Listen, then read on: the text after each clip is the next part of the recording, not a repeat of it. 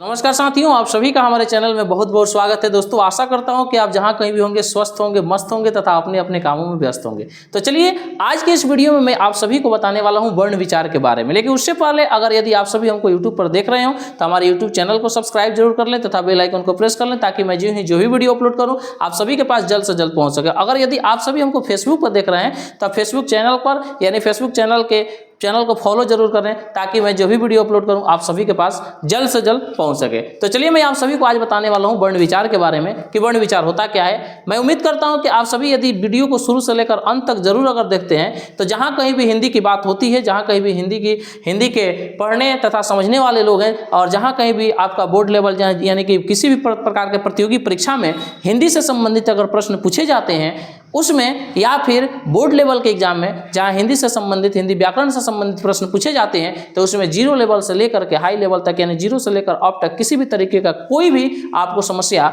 नहीं होगी। तो चलिए, मैं शुरू करता हूं वर्ण विचार के बारे में कि वर्ण विचार होता क्या है। तो चलिए, सबसे पहले हम लोग ये जानेंगे कि वर्ण किसे कहते हैं। तो आइए यहाँ पर ध्यान दीजिए कि वर्ण किसे कहते हैं। वर्ण के बारे में हम लोग जानेंगे कि वर्ण किसे कहते हैं। तो देखिए, वर्ण किसे कहते हैं तो कहा जाता है कि भाषा वाक्यों के मेल से बनती है। सबसे पहले यहाँ पर आप सभी देखेंगे कि भाषा जो होता है वाक्यों के मेल से बनती है। यहाँ पर आप देखेंगे कि भाषा जो है वाक्यों के मेल से बनते हैं। जाहिर सी बात है कि हम वाक्य लिखते हैं, जैसे राम पढ़ता है, वह पटना जाता है, महेश खेलता है। इसी तरीके का एक वाक्य मैं आप सभी के समक्ष बोलते जा रहा हूँ। यानी कि भाषा जो है वाक्यों के मेल से बनती है और वाक्य जो होते हैं वह शब्दों के मेल से बनते हैं। जैसे मैं कह रहा हूँ कि रमेश पटना जाता है, रमेश पटना जाता है, तो यह एक वाक्य है। ये एक वाक्य आपका बन गया कि रमेश पटना जाता है। और यहाँ पर रमेश की बात करें तो ये शब्द है, पटना शब्द है और जाता क्या है, शब्द है। ठीक है, हालांकि जब ये वाक्य के रूप में ले लिया गया है तो ये आपका क्या होगा, ये दोनों आपका पद कहलाते हैं। क्या कहलाते हैं? ये दोनों पद कहलाते हैं। जब ये वाक्य के रूप में आ जाते हैं, यानी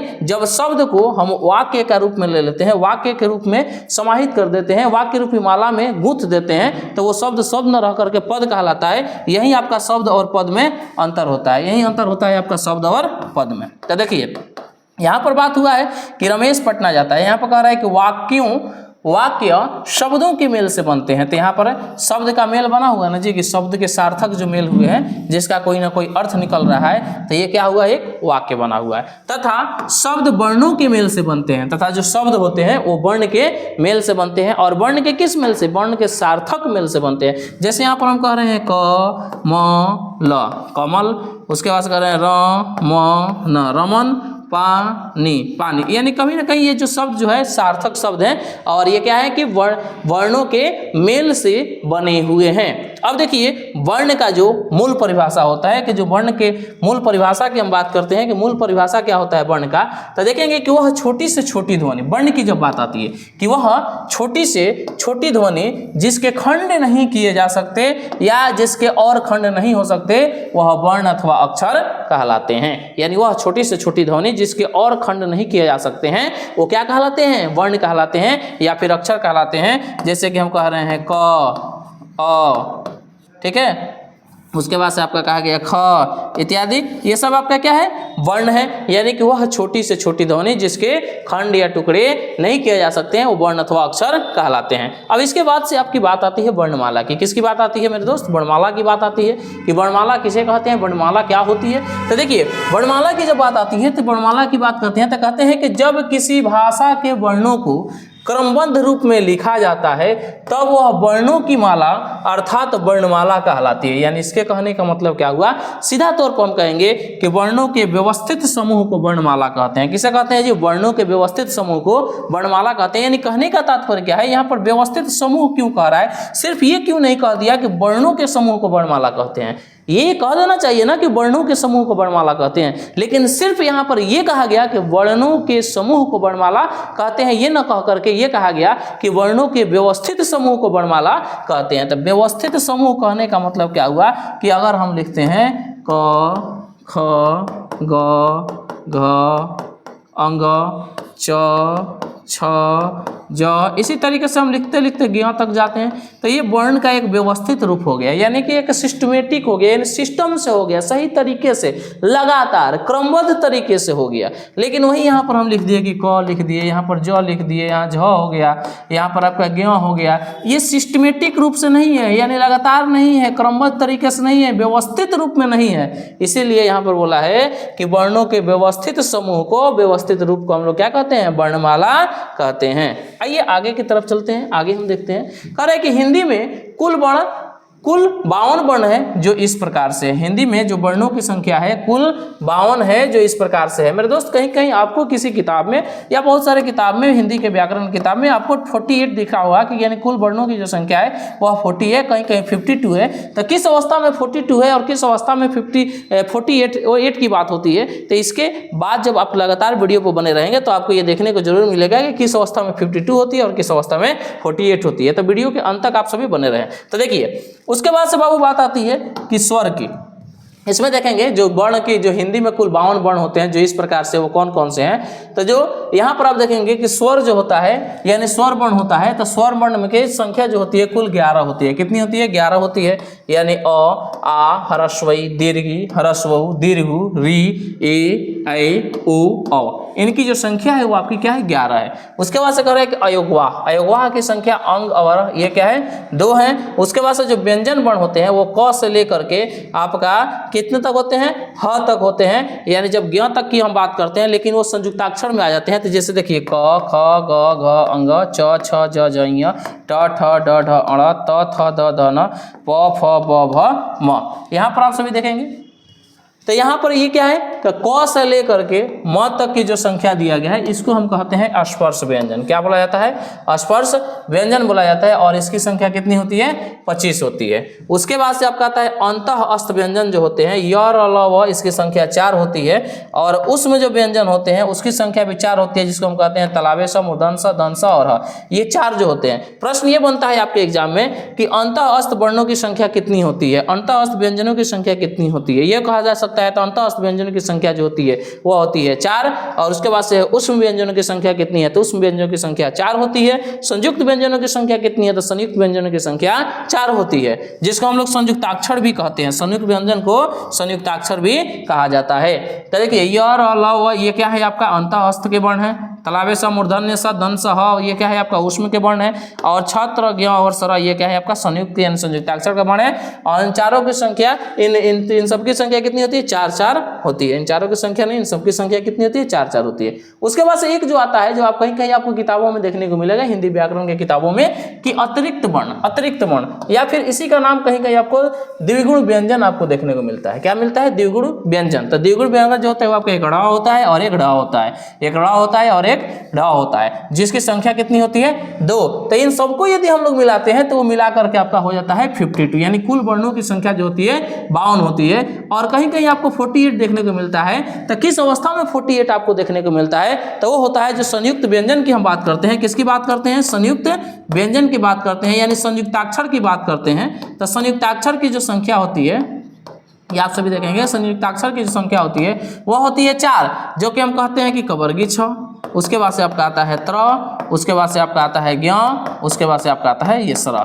तो इन चारों की गणना जो उसमें वर्णों में नहीं की जाती है, तो क्या होता है? तब वो आपके उस अवस्था में ये 48 होता है। क्योंकि बहुत सारे व्याकरण शास्त्री का ये मत है, ये मानना है कि जब ऑलरेडी यहाँ पर कवर्गी 6 जो बना हुआ है वो आपका क प्लस मूर्धन्य स से बना हुआ है और ये बनता है कवर्गी 6। तो ऑलरेडी जब हम इस क की गणना जब पहले कर ही लिए हैं, फिर यहाँ पर मूर्धन्य स की गणना कर ही लिए हैं, तो फिर हम इसको आगे क्यों गिने?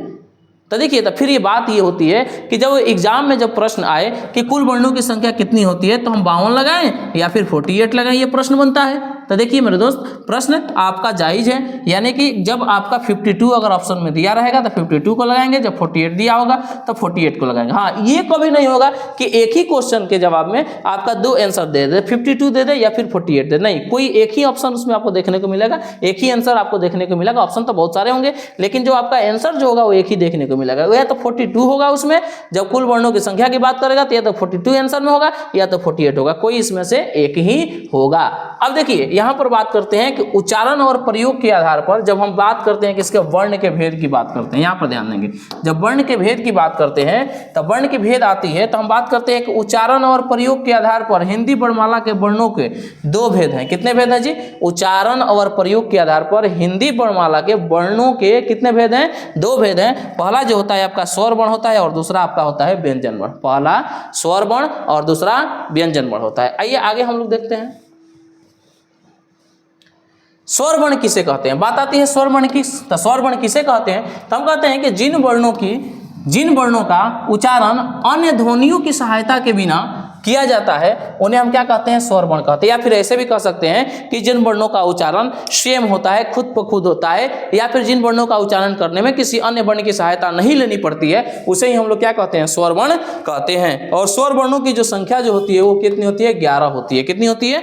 11 होती है। इसको हम एक तरह से और कह सकते हैं कि जो इसके उच्चारण में वायु बिना किसी रुकावट के मुख से बाहर निकलती है, यानी जब शरीर के मुख से बाहर से जब वायु जो निकलती है, एयर जो निकलता है, जब आप इसका उच्चारण करते हैं, इसका उच्चारण में जो हवा जो निकलती है वो किसी भी तरीके का रुकावट नहीं होता। जैसे हम कहते हैं अ, आ, हर्षई, दीर्घई, ई, ए, ऐ, ओ, औ, इस तरीके की आप बात बोलते हैं। तो इसमें क्या होता है कि आपका कोई रुकावट एयर का नहीं होता है, किसी भी तरीके का एयर का कोई रुकावट नहीं होता है मुख से बाहर जब इसकी ध्वनियों को आप बाहर निकालते हैं। उसके बाद से आता है कि हिंदी वर्णमाला में 11 स्वर होते हैं जो इस प्रकार से हैं, और जो 11 स्वर हैं वो आपका अ, आ, ह्रस्वई, दीर्घी, ह्रस्व, दीर्घ, री, ए, ऐ, ओ, औ।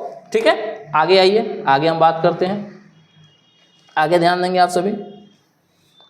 आगे जो आता है कि स्वरों के भेद, किसकी बात आती है मेरे दोस्त? स्वरों के भेद की बात आती है कि स्वर वर्ण के कितने भेद होते हैं। तो देखिए, स्वर वर्ण के जो भेद की बात करते हैं हम, तो उच्चारण में लगने वाले समय के आधार पर स्वर के 3 भेद होते हैं। उच्चारण में लगने वाले समय के आधार पर जो स्वर के जो भेद होते हैं वो 3 होते हैं। वो होता है आपका ह्रस्व स्वर, दीर्घ स्वर और प्लुट स्वर। ह्रस्व स्वर, दीर्घ स्वर और प्लुट स्वर होता है। लेकिन यहाँ पर बात आती है कि मुख्य रूप से यदि हम बात करते हैं हिंदी में कि स्वर वर्ण के भेद कितने हैं, तो आपका मुख्य रूप से 2 ही दिखाई पड़ता है। वो होता है आपका ह्रस्व स्वर या होता है आपका दीर्घ स्वर। एक ह्रस्व स्वर और एक दीर्घ स्वर। जो प्लुट स्वर है, तो ये प्लुट स्वर का उपयोग ज्यादातर जो संस्कृत में आपको देखने को मिलता है, यानी संस्कृत भाषा में, संस्कृत लैंग्वेज में आपको देखने को मिलता है। आगे बढ़ते हैं, आगे आप सभी देखेंगे जो कह रहा है कि पहला ह्रस्व स्वर की बात होती है कि ह्रस्व स्वर किसे कहते हैं। देखिए, ह्रस्व स्वर की परिभाषा कहता है कि जिन स्वरों के उच्चारण में बहुत कम समय लगता है, बहुत कम समय लगेगा, यानी वैसा स्वर जिसका आप उच्चारण करते हैं तो बिल्कुल कम समय लगेगा, बहुत कम समय लगेगा,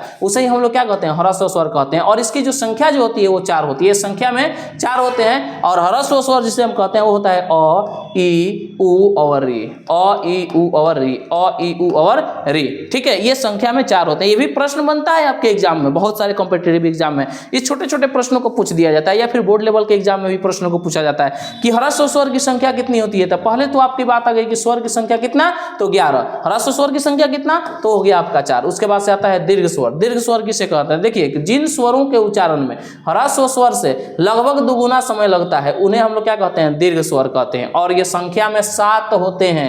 जैसे हो गया आ, ई, उ, ए, ऐ, ओ, औ। ये क्या है? आपका संख्या में 7 हैं और इनको हम क्या कहते हैं? दीर्घ स्वर कहते हैं। इसके बाद आता है मेरे दोस्त प्लुट स्वर की बात आती है। किसकी बात आती है?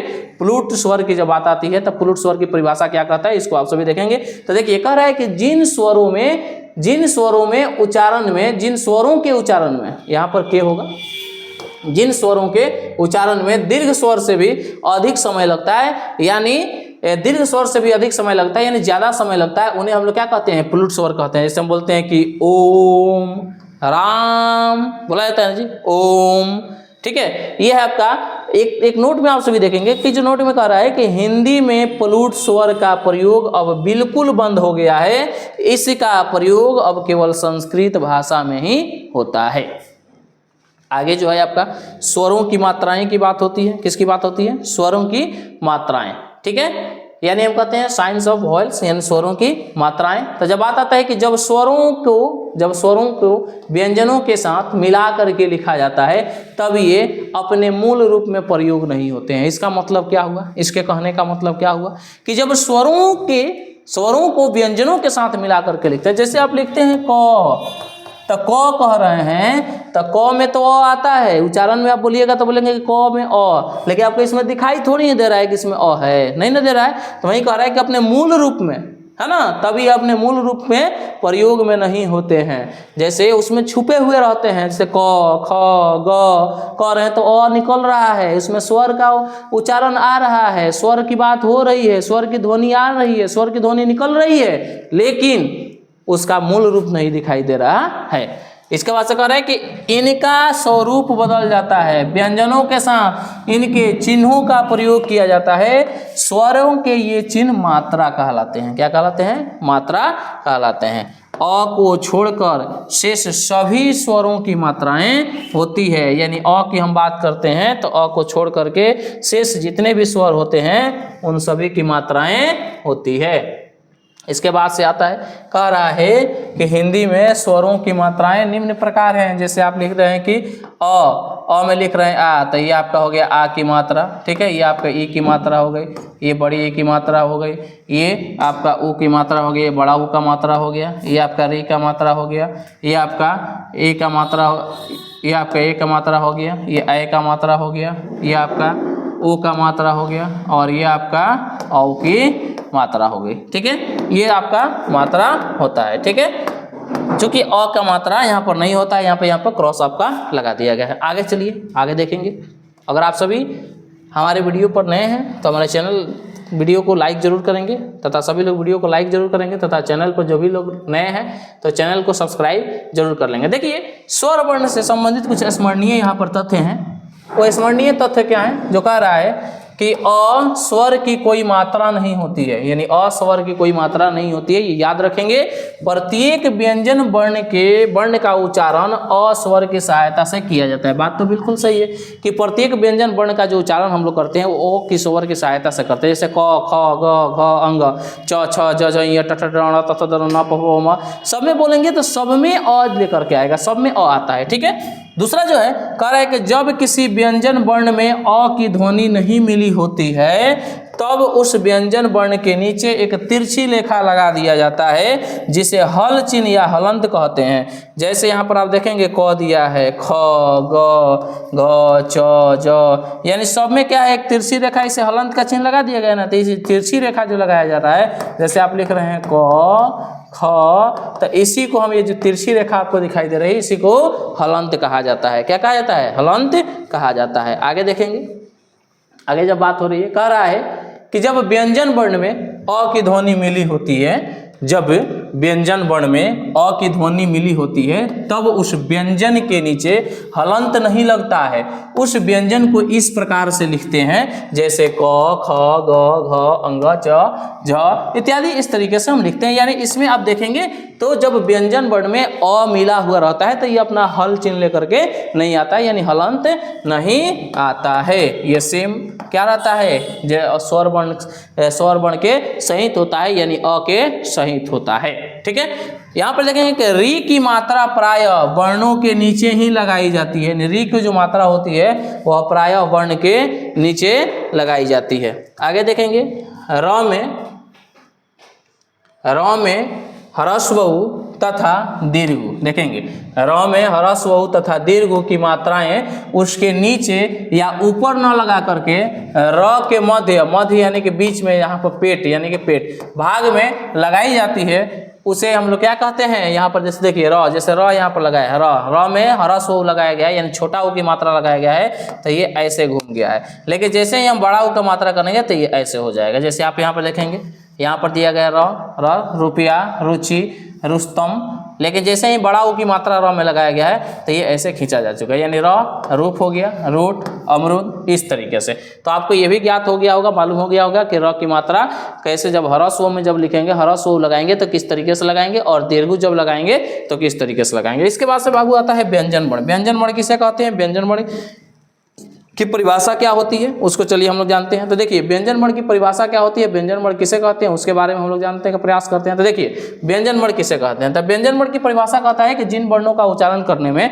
स्वर वर्णों की सहायता लेनी पड़ती है उसे हम व्यंजन वर्ण कहते हैं, या फिर जिन वर्णों के उच्चारण करने में किसी अन्य वर्ण की सहायता लेनी पड़ती है उसे हम लोग क्या कहते हैं, व्यंजन वर्ण कहते हैं। यहाँ पर आप परिभाषा देखेंगे जो कहा गया है कि जिन वर्णों का उच्चारण में स्वर वर्णों की सहायता ली जाती है उन्हें व्यंजन वर्ण कहते हैं। इसके उच्चारण में वायु थोड़ा रुक कर मुख से बाहर निकलती है। हिंदी में व्यंजनों की संख्या 33 है, कितनी है जी, 33 है, जो क से लेकर ह तक है। संयुक्त व्यंजनों को मिला करके इनकी संख्या जो है 37 हो जाती है। अगर आपसे व्यंजन वर्णों की संख्या अगर पूछा जा रहा है तो आप 33 बताएंगे। अगर आपसे ये पूछा गया कि संयुक्त व्यंजनों को मिलाकर के संख्या कितनी होती है तो आपका होता है 37। चूंकि संयुक्ताक्षर की संख्या 4 होती है, संयुक्त व्यंजन की संख्या 4 होती है, तो 33 और 4 कुल मिलाकर के ये आपका हो गया 37।